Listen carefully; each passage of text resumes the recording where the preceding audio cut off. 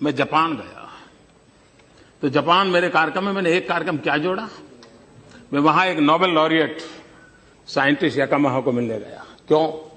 मैं इसलिए किया गया कि उन्होंने स्टेम सेल के अंदर जो रिसर्च की है, मैंने जितना पढ़ा था तो मेरे मन में आया था शायद इनकी एक खोज हमारे काम आ सकती है क्या। क्योंकि मैं जानता हूं मेरे देश के आदिवासी, उन आदिवासियों को परंपरागत रूप से सिकल सेल की भयंकर बीमारी से जूझना पड़ रहा है, और सिकल सेल की बीमारी कैंसर से भी भयंकर होती है। जिन्होंने सिकल सेल की बीमारी वालों के विषय में पूछा है तो पता चलेगा ये कितनी पीड़ादायक होती है, और पीढ़ी दर पीढ़ी चलती है।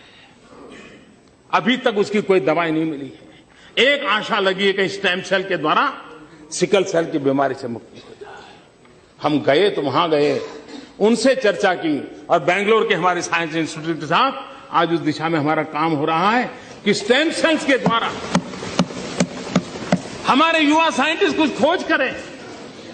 मेरे आदिवासी भाइयों को पीढ़ी दर पीढ़ी जो परेशानियों से जिंदगी गुजारनी पड़ती है, उससे वो बाहर आए। आजकल हर दूसरा व्यक्ति किसी न किसी बीमारी से परेशान है। कुछ बीमारियों का इलाज संभव है और कुछ का संभव नहीं है। मैं आपको जिस खोज के बारे में बताने जा रहा हूं, वह इस सदी की सबसे बड़ी खोज है, और वह है स्टेम सेल। अगर हम स्टेम सेल के बारे में जान लें तो हमें पता चलेगा कि करीब करीब हर बीमारी का इलाज स्टेम सेल से संभव होता जा रहा है। आप इस वीडियो को जरूर पूरा देखें, क्योंकि इससे आपको और आपके परिवार के किसी सदस्य को फायदा मिल सकता है। जब एक बच्चा अपनी मां के गर्भ से जन्म लेता है तो उसकी नाभि अपनी मां के साथ जुड़ी रहती है, और इस नाभि के अंदर जो ब्लड होता है उसे स्टेम सेल कहते हैं। जब मां की गर्भ में आर्तवशोथ से पितृशोथ मिलते हैं तो मांस का एक छोटा सा गोला बनता है। यह गोला स्टेम सेल कहलाता है। जैसे ही यह गोला बढ़ता है, उससे बच्चों के हाथ, पैर, आंखें, कान, नाक जैसे अंग बनते हैं। इसी प्रकार दिल, किडनी, लीवर, आंत और बाकी सभी अंगों का निर्माण स्टेम सेलों से होता है। स्टेम सेल मूल रूप से सभी अंगों के निर्माण में मदद करता है, क्योंकि स्टेम सेल विभिन्न प्रकार की विशेष सेल्स का निर्माण करता है, जैसे न्यूरॉन्स ब्रेन के लिए, कार्डियक सेल्स हृदय के लिए, और अन्य 220 प्रकार के आर्गन का निर्माण करता है। अगर हम इस नाभि और इसके अंदर के ब्लड यानी स्टेम सेल्स को संभाल कर रखें तो आने वाले 25-30 साल तक बच्चों को गंभीर बीमारियों से बचाया जा सकता है। जब बच्चे को कोई रोग हो जाए तो संभाली गई नाभि से स्टेम सेल को निकालकर उनको विशेष सेल्स में परिवर्तित कर बच्चों के शरीर में इंजेक्ट कर दिया जाता है। इससे बच्चों के शरीर के अंदर के संबंधित सेल्स की सभी बीमारियां जड़ से समाप्त की जा सकती हैं। लेकिन इस नाभि को ब्लड बैंक की तरह संभालने और पुनरारोपण का खर्च बहुत अधिक होता है, जिसे हर कोई अफोर्ड नहीं कर सकता। सभी अंगों के स्टेम सेल अलग अलग होते हैं, लेकिन मूल रूप से स्टेम सेल सभी अंगों का निर्माण करने में सहायक होते हैं।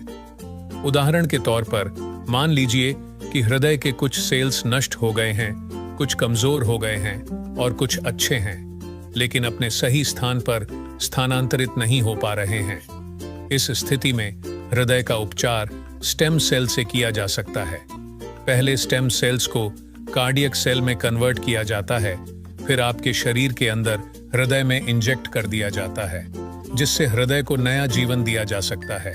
दोस्तों, अब आपको स्टेम सेल के बारे में समझ आ चुकी होगी और कि यह कितना महत्वपूर्ण है। इसी बात को समझाते हुए भारत के प्रधानमंत्री श्री नरेंद्र मोदी जी ने स्टेम सेल की रिसर्च में काफी दिलचस्पी ली थी। आप गूगल पर सर्च करके देख सकते हैं। और साथियों, जो स्टेम सेल मां की नाभि के अंदर होते हैं, ठीक वैसे ही कुछ स्टेम सेल फलों में भी पाए गए हैं। यह स्टेम सेल किसी भी इंसान के ऊपर मां के स्टेम सेल की तरह ही काम करते हैं, और इसका प्रयोग करके हम किसी भी बीमारी को नष्ट कर सकते हैं। यह स्टेम सेल स्विट्जरलैंड के एक वैज्ञानिक डॉक्टर फ्रेड जूली ने हरे सेब और लाल अंगूरों के अंदर से खोजे हैं, जो स्विट्जरलैंड की विशेष प्रजातियों के अंदर पाए जाते हैं। इस सेब के स्टेम सेल को मालिस डोमेस्टिका और अंगूर के स्टेम सेल को सोलरविट्स कहते हैं।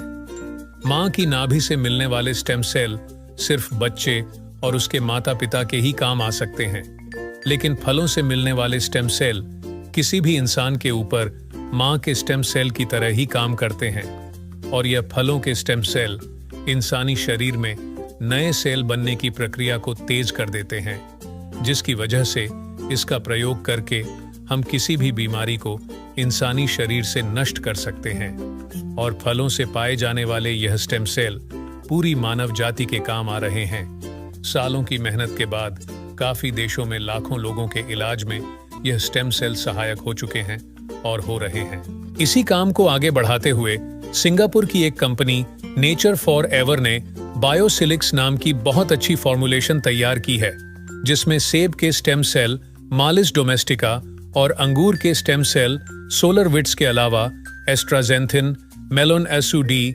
Coenzyme Q10, blueberry, strawberry, blackberry और भी बहुत अच्छे एक्टिव इंग्रेडिएंट्स डाले गए हैं, जो प्रोडक्ट की इस फॉर्मुलेशन को बहुत ही शानदार बनाते हैं। जो कोई भी इस प्रोडक्ट को इस्तेमाल करता है, उसकी हेल्थ बहुत तेजी से सुधरेगी।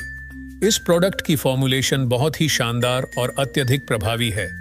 खुद को और अपने परिवार को क्रोनिक बीमारियों से बचाने के लिए बायोसिलिक्स का इस्तेमाल जरूर करें और इस जानकारी को अपने सभी दोस्तों और रिश्तेदारों से जरूर साझा करें। धन्यवाद।